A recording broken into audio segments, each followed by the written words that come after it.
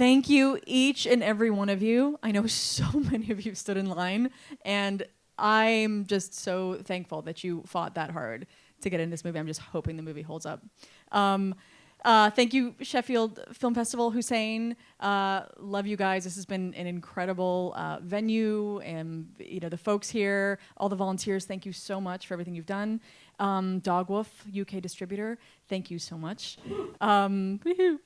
The film will be coming out July 26, and will be released in the States July 19th, and then again July the week following that. So yeah, talk about without further ado. I hope you enjoy the film. So this is a story, told through many people's voices and told through footage from all kinds of places. What was the first thing that brought this story to your attention? What was I guess my portal of entry was the death of Don Brancho. It was made kind of major media news headlines at the time. And I think there was just a cognitive dissonance about it. This is kind of the world's happiest place. I took my own kids to SeaWorld and went as a child and couldn't imagine something like this happening to a trainer. And I actually just had the question, why would a killer whale do that? I thought that they loved, that trainers loved the whales loved the trainers. I also didn't understand why a whale would essentially bite the hand that feeds it. So, I had this burning question and wanted to learn more.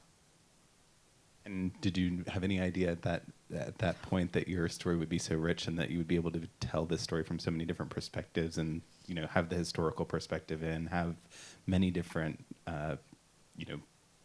positions politically on the subject?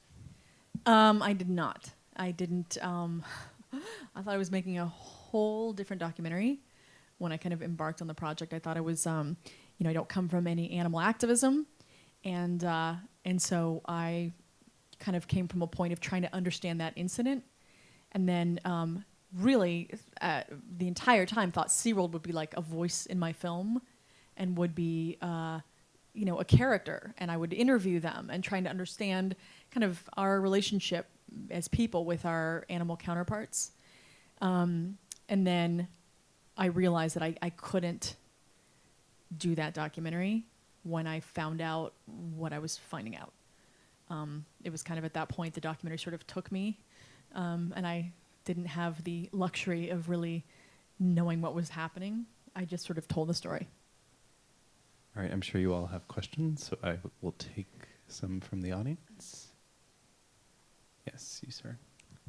Considering it's a touchy subject, did you from the start knew you were doing a feature film, or in the very beginning were you thinking maybe you would be doing a TV documentary?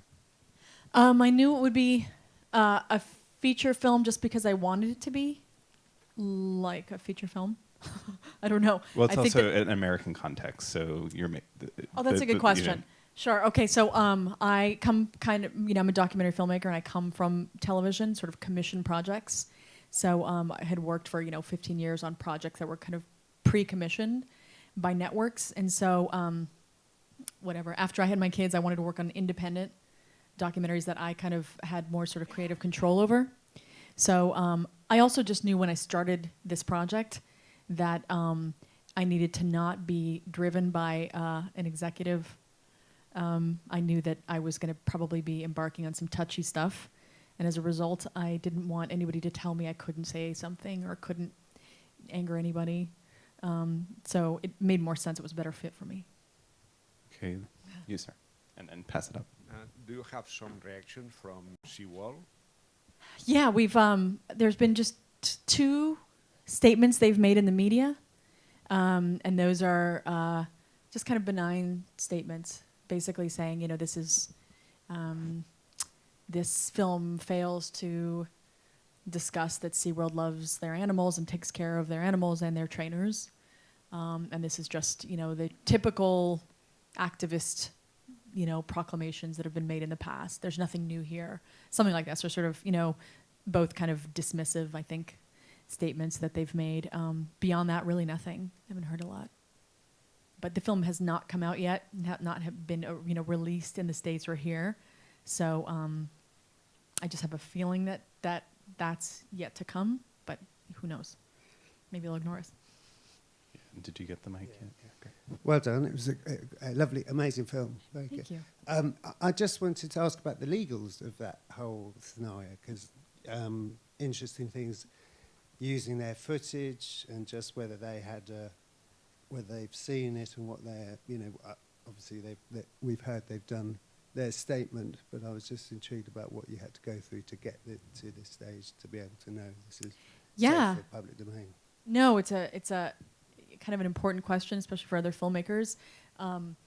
It's legal, hot territory, hot water, for sure, I think. But, I kept to the facts. So that was one thing that I think we'll always kind of be armed with as filmmakers. My producer and I, Manny, over there, we just sort of made sure we kept things, tight, I think, in terms of the footage as well. There's this law that protects filmmakers and truth tellers in journalism called fair use. So we invoke that quite a bit. If you're telling a fact and you're using footage to be able to support that fact, and it's in an educational context, and you couldn't really tell it otherwise, then you can invoke fair use. And the CCTV footage and the footage, how did you find it? Had it kind of been circulating? Yeah, some of the footage circulates. Some of the footage is from people's kind of treasure troves. Some of it's, that you find on the internet. A lot of people, for whatever reason, everybody has a camera out during a SeaWorld show. So you really just have to do a lot of work to make sure you get all clearances for every second. And at the moment that you can't, or that someone's trying to charge you $1 million for it, you need to be able to know why you're using that footage. Do I really need this piece of footage? Is there a way to tell this without me having to sort of take this footage and slap it in my movie? Because if there is, I better use it. Otherwise, you're in legal hot water. So it's just a lot of due diligence with everything, I think. Yes, right here. We have a mic. I'm wondering whether there have been any more attacks since the film came out, and also since you finished filming it.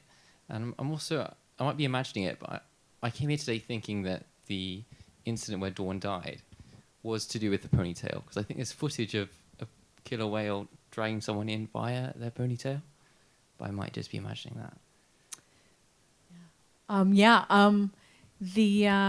In terms of the incidents at SeaWorld, I think we wouldn't know. The incident reports are kind of privately circulated within SeaWorld to educate their trainers further as to what the do's and don'ts are when attacked by a killer whale. So they're kind of for their own edification. So in terms of things coming out in the public, we don't know. But from what we do know about trainer incidents, they happen all the time. So it'd be strange if some act of frustration or aggression towards a trainer just magically didn't happen in the last 2 years.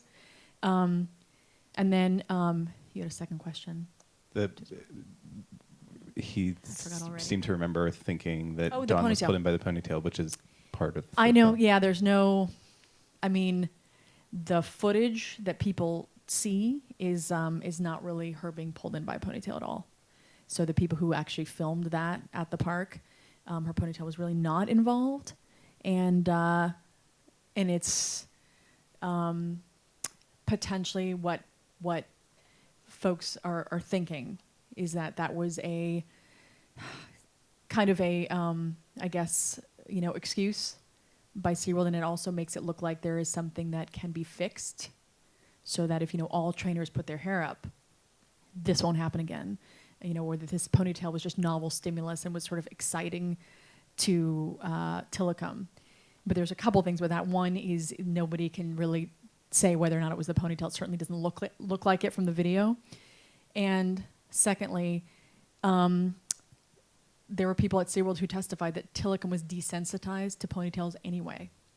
So they had like put ponytails in front of him for like a number of years or whatnot to desensitize him so that that was not an exciting thing anyway. So that sort of erased, I think, yeah, that excuse, I guess, or that explanation. Yes. Sorry, just following on from that question, I really love the film, by the way. I thought it was extremely powerful, so fantastic. What I wanted to ask was that the moment at which Dawn was taken under the water, you didn't include that, and obviously the discussion following on from this question is how she was pulled under, where she was grabbed, and so did you go back and forth on including that, and how did you come to your final decision? It's a good question. I think that in terms of the footage of her and what happened to her, it exists. So there's, underwater cameras and all sorts of cameras at SeaWorld. So there is documentation of her entire death. It's not made available to the public. The family is fighting very hard to sort of keep that from the public eye, even though it's sort of public record, because it was part of the OSHA case. And I stood beside them. I still, to this day, stand beside that decision of theirs, and I knew I would never in my life use that in my film or even look at it for my own educational purposes or whatever. I think there's nothing you could possibly get out of watching that that you can't really get from the autopsy report and for key eyewitnesses describing it. It's so harrowing, and it's I think 10 minutes or something where it's just a prolonged, very sort of torturous event, and I just knew I was already having nightmares with just reading the autopsy reports and kind of understanding what a 12,000 animal can do to you, that I knew I wouldn't be able to do that. But also I have, I always say I have to live with this film, and live with the decisions I make, and I knew that was one I could never live with. No, it's not, yeah. Yeah, no, that's right, it's not her. Yes. Here.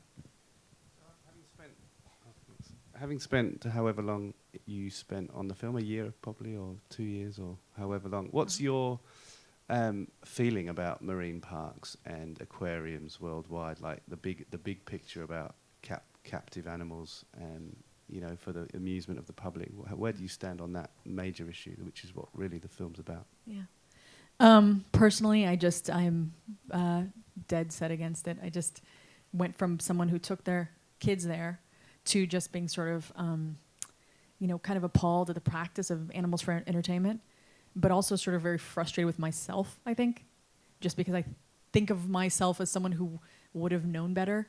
And I actually think that when I was at the park, and I remember now kind of being at the park and thinking instinctively, it felt weird. It felt wrong, standing on the nose, or that, like that's your dignity, that's your face, like I just, for whatever reason, I was just like, that can't really be right. And then I would look around me and everybody's laughing and cheering. And I would just be like, oh, no, okay, it's okay. Okay, it's okay, clap, clap, clap. You sort of become this anesthetized drone. And they're just so good at this, like this clean, squeaky, clean, beautiful park. I mean, the whales truly are loved by the trainers. I really actually stand by that. The trainers are the ones who love the whales and care for them and all that. And I think that's palatable. So I think as an audience member, you actually do see the trainers loving the whales, whether they love their jobs. I don't think that's the case necessarily at all. But yeah, I have come full circle in that, I will certainly never go there, never take my kids there, and I hope to tell my friends to suggest alternatives. I don't know enough about zoos, so I do feel pretty strongly that there probably isn't a place for intelligent, sentient animals in captivity, period. However, I do know that zoos, and there are some zoos out there that are dedicated to kind of the preservation or conservation of a species, and there is an educational component there, and they give back. And there's there's a different, I think, level of what zoos or the good zoos do. Then I also know that there are zoos that just don't do a good job, are kind of depraved, and so it's I'm kind of embarking on those questions kind of as we speak. So yeah, I don't know exactly. Okay, we have time for one more question. Yes. I really loved the film. I thought it was just really emotionally sort of draining, actually. I loved it. I just wanted to know, do you have a kind of call to action for people who watch this film, and are you partnering with any organizations and that kind of thing? Yeah. I feel like we're partnering now with every organization under the sun. I didn't come into it really knowing about a lot of organizations. I kind of held everybody at bay because I knew I wanted to do a fact-driven, sort of truthful, almost just, just the facts and tell the story in that way without shoehorning stuff in that people wanted me to tell and that felt agenda-driven. So I wanted this to stand as this 80-minute document, kind of untouched, of just the truth. But, as of late, I think we just are coming up for air now and realizing that the trainers, the former trainers who were in this film, have put together Voices of the Orcas. So it's called VOTO, Voto. And there, the film has not come out yet, but by the time the film comes out in July, we're hoping to have, a campaign, and as well as it's going to be a landing pad for all information that you would want to get about, everything from animals for entertainment, which is what I feel the most strongly about, to, Humane Society and a bunch of, they're doing sort of a non-human rights project about trying to get sort of like essentially human rights for animals. There I think tons of things that we hope to disseminate information on on that website this summer. So stay tuned. And kind of piggybacking off those last two questions, when you brought the film to Toronto, there was a lot of action around a new marine park that was being. So this is kind of in some parts of the world a very urgent issue. Yeah. All right. Well, thank you all so much, and thank you all for staying around for the Q&A. Thank you. Thank you for coming. And come see us this summer too in theaters.